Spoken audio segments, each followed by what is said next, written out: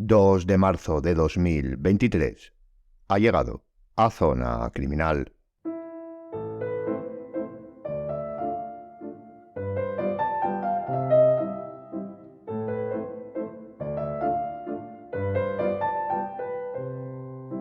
El título del programa de hoy resulta, o al menos así lo creo, ciertamente relevante. En este caso vamos a centrarnos en los indicios biológicos, y será la primera parte, con el fin de poder estructurarlos y entenderlos bien, porque como hemos indicado en la propia cabecera, estos indicios biológicos van más allá de la sangre, y eso es lo que vamos a ver hoy. Siempre suele venir a la mente cuando pensamos en ese concepto, sobre todo al leer el adjetivo de biológicos, en la sangre como representante de todos. Y si tras ello nos ponemos a pensar más profundamente, probablemente aparezca la saliva, la orina, el semen, que son, sin duda, los más conocidos y los más representados en series, películas, novelas y documentales. Pero como decimos, estos van más allá, y hoy vamos a centrarnos en los que superan esta concepción. Uno de los aspectos indispensables, que ciertamente se da en cualquier indicio, pero que se muestra más relevante respecto a los biológicos, es la fase de confirmación, dado que ésta tiene más matizaciones que en otros aspectos. Y claro está, esto también lo veremos, porque no todos responden al mismo nivel de dificultad. Algunos sí, incluso en otras etapas de la investigación. Así que vamos a comenzar con el desarrollo del programa. Indicios biológicos, más allá de la sangre. Bienvenido a Zona Criminal. Are you gonna tell me where you went? All the messages I sent with no reply. It's like that. You're just gonna walk into my room. I hate how you assume I'll take the pleasure and the pain, the sorrows in your brain, 'cause I know you're on the run. I'll take the pleasure and the pain, your secrets to my grave. Cuando hablamos de indicios biológicos, como hemos dicho en la introducción, solemos centrarnos en los parámetros más conocidos como la sangre, la saliva. Es decir, enfocamos el constructo en su calificativo, lo que es normal y comprensible, pero sabiendo que el concepto de indicio tiene tantas aristas, debemos fijarnos en él, también cuando son biológicos. Y efectivamente, lo que conocemos como indicios biológicos se componen de variables principales. La primera, lo que serían los fluidos, que hemos reservado para el siguiente programa, y que son, además de otros, los ya citados. Y la segunda, son lo que nos ocupan ahora, y que podemos establecer como vestigios biológicos, que englobarían, obviamente, a todos los que no se categorizan en la primera variable, es decir, piel, uñas, pelos, incluso los dientes ya citados en programas anteriores.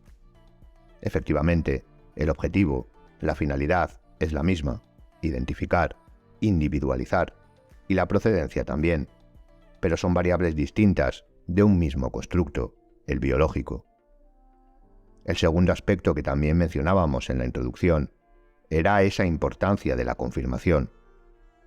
Como sabemos, o incluso si no lo podemos intuir, una inspección técnico-ocular no se lleva a cabo de manera desorganizada, caótica y sin planificación. Ya hablamos sobre la cadena de custodia, los diferentes profesionales y conocimientos que se dan, etc. Todas siguen un protocolo, además incluso dependiendo de la tipología del hecho, pero, de manera básica y estructurada, siguen una línea de ejecución que incluso podríamos decir que es temporal, y que se da en la búsqueda de indicios de todo tipo.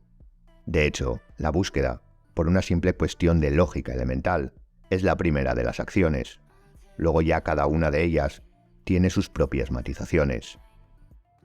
La búsqueda puede realizarse de diversas formas, normalmente vinculada con la propia localización de la escena. En primer lugar, se realiza una búsqueda visual, se utiliza iluminación forense, etc.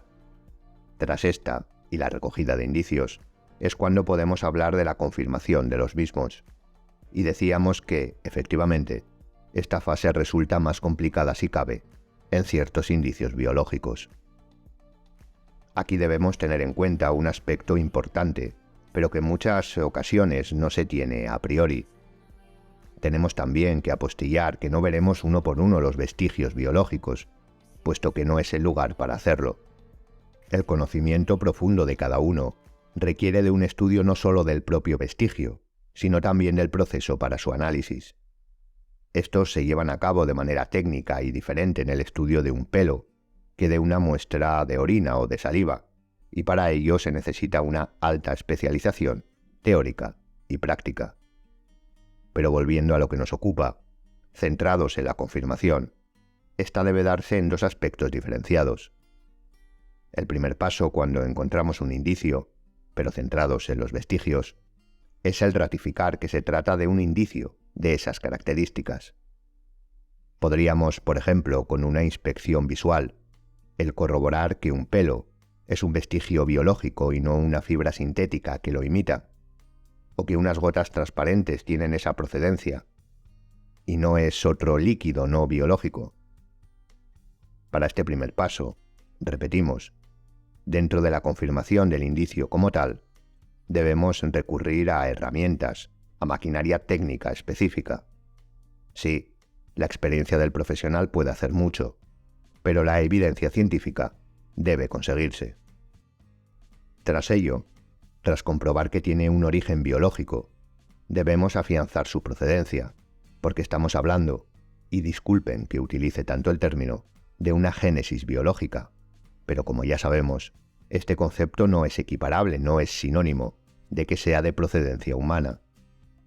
El origen puede perfectamente ser animal, que suele ser lo más complicado en ciertos aspectos de diferenciar respecto a cualquier, digamos, vida biológica, en donde la flora es un elemento también central. Y aquí debemos, digamos, jerarquizar, una vez conocido ese origen biológico, para centrar la especie. Porque también es en este punto donde radica lo que comentábamos sobre la dificultad del indicio. Por ejemplo, es más complicado, volvemos a la inspección ocular, concluir que un pelo es de origen animal o humano respecto a un trozo de uña. Es cierto que existe la posibilidad de que una uña, por ejemplo, de simio pueda confundirse, pero estaremos de acuerdo que es más sencillo y probable que en una escena analizada se encuentren pelos de humanos y de perros o gatos que la uña de un simio. Pero aún así, recuerde, nunca deseche una hipótesis de partida. Y también se puede confundir un trozo de piel con un indicio no biológico. Y por ejemplo, la dificultad en los fluidos aumenta, sobre todo cuando estos no son abundantes. Es prácticamente imposible, a simple vista, saber si unas gotas son de origen humano o animal, no digamos ya cuando son gotículas. Esto, por supuesto, depende de diferentes factores, pero de manera básica, hay indicios biológicos que son más difíciles de identificar respecto a su génesis que otros. La utilización de técnicas y herramientas especializadas aquí son de vital importancia. Además, claro está, de la pericia de los profesionales, no solo de quienes las analizan, sino también de los que las recogen.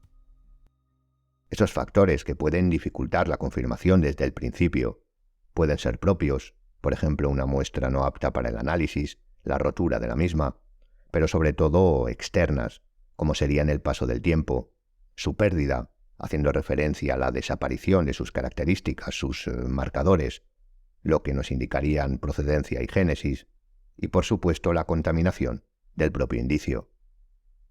Aquí debemos tener en cuenta que estamos hablando sobre escenas de hechos donde normalmente reina el caos. Es muy probable que encontremos los indicios, digamos, mezclados, en un mismo lugar, por ejemplo pelos, piel, uñas, procedentes de una supuesta pelea, todos ellos manchados de sangre, etc. Y es que una escena criminal suele ser eso, un caos. En muchas ocasiones se dice que esa vorágine tiene un orden, y que debemos conocerlo, desentrañarlo, pero yo más bien me inclino a que ese caos no tiene orden, pero su análisis sí. De ahí la necesidad de conocer y aplicar los protocolos de la inspección técnico-ocular. Ahí está la clave. La aplicación estructurada de una intervención explicará el cómo, que aun siendo un caos, tiene o ha tenido un desarrollo que es la finalidad de toda investigación técnica. Y por supuesto tenemos que tener en cuenta la posibilidad de la existencia de esta contaminación o de estos factores influyentes y convergentes respecto a todos los tipos de indicios, biológicos y no biológicos. Perfectamente podemos hallar, por ejemplo, un proyectil, vidrios manchados de sangre, tierra por encima de piel y pelos, etc. En estos casos, el trabajo de los profesionales que realizan esa inspección y recogida es fundamental. Cuando se estudia el análisis de los indicios, como en cualquier disciplina, siempre se comienza, por ejemplo, por analizar un pelo, digamos, perfecto, incluso arrancándonos varios hasta que conseguimos la muestra idónea. Después lo observamos en el microscopio, lo analizamos, etc. Pero la realidad de un hecho criminógeno es bien diferente. Por eso, la premisa es que, del hecho caótico al laboratorio, ese indicio llegue lo más parecido posible a la situación ideal. Cosa complicada, pero claro, no seríamos profesionales de este sector si nos gustara lo sencillo.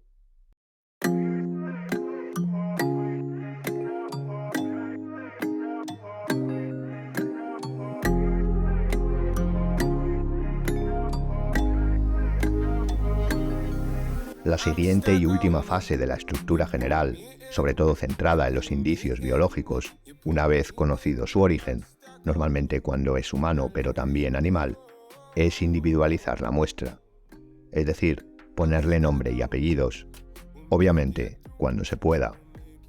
Hasta aquí no se ha utilizado una técnica de cotejo, de comparación. Estrictamente podríamos decir que, sobre todo a nivel genético, hemos comparado muestras de una especie con las demás, millones de individuos con animales y otros seres vivos como la flora, pero podemos decir que aquí es cuando entran en escena las bases de datos y/o las muestras indubitadas.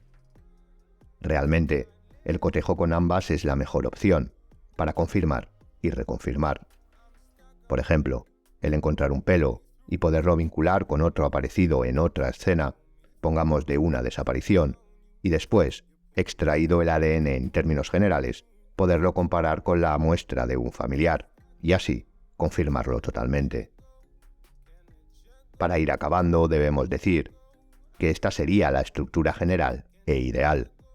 No siempre se puede concluir, como vemos por factores externos y también por falta de muestras a comparar, y llegar a una resolución total de la procedencia del indicio y de todas sus fases. En ocasiones, y no en pocas, en alguna de estas no se obtiene una conclusión necesaria o suficiente para completar las siguientes. Y por supuesto, y dependiendo de varios factores, de muchos, internos, externos, morfológicos, localización, etc., lo que nos aporta la conclusión individualizadora es que ese sujeto, del que tenemos nombre y apellidos, o ese animal, estuvo allí. No podemos, o mejor dicho, dependerá de otros indicios, saber qué es lo que hizo allí y cuándo lo hizo. Para ello sirven las investigaciones como constructo total. Los indicios localizan y ayudan a completar, sin duda, pero no explican o no tienen por qué explicar la sistemática completa del hecho. Y esto debemos tenerlo muy en cuenta como profesionales y no extralimitarnos en las conclusiones. Como siempre decimos, objetividad en busca del empirismo, nada más ni nada menos. Y hasta aquí el programa de hoy.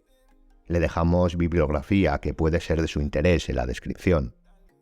Le animamos a seguirnos en el Instagram y TikTok que acabamos de abrir del podcast y en las redes sociales del Instituto Europeo de Ciencias Forenses y Seguridad, desde donde elaboramos y grabamos el programa. Gracias por escucharme y hasta la siguiente Zona Criminal.